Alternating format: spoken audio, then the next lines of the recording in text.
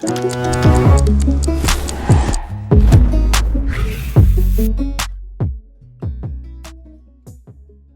can't really go into too much detail about how I got into street art and stuff, but I will say, living in London, especially Shoreditch area, there's always tons and tons of street art. You know, I was always fascinated with the black and white coloured stencils, and thought I'd give it a try. I met a couple of people who brought me into their circles and taught me and, you know, mentored me along the way, and they really put a lot of support and effort into helping me and making me get better and better, and I'll just keep on going. And usually I just go on relevance, so I'd see what's going in the news, what's happening, going on around the world, and then I'd pick something that I think would resonate with a lot of people. Usually either making it controversial or, you know, something that they can resonate with. And usually I'd pick some spots that, you know, have something to do with the artwork, where I'd do something like a sign may say something that would incorporate the artwork into it.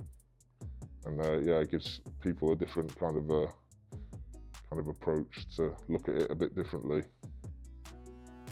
I think street art can be a very powerful message. You can go out there one night, you can put your message on the wall or your picture that, you know, not many other people, they might be thinking it, but they can't say it because they don't have a way of expressing how they feel. So I think street art's quite powerful.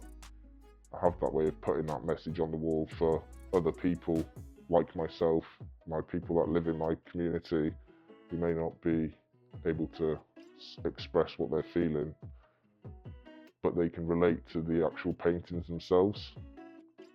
So I think it's a very powerful way of getting your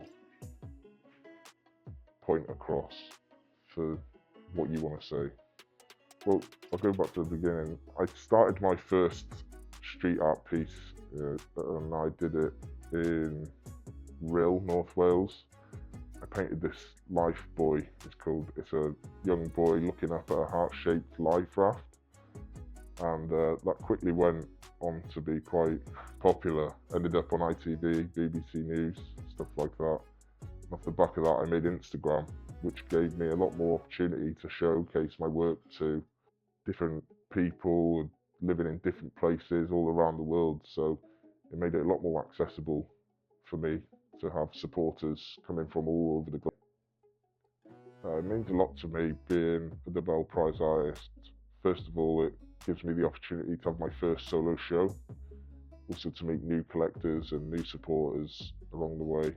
I'm also going to use what I've learned around this experience and use it for future exhibitions or anything that might come up. I want people to feel inspired. I want them to take away something that they felt and maybe, you know, apply it into making their own art maybe, or maybe just do something that they might not have thought they were going to do and try something new. And, you know, maybe they find some hidden talents or something that makes them happy or inspires to make them start being creative.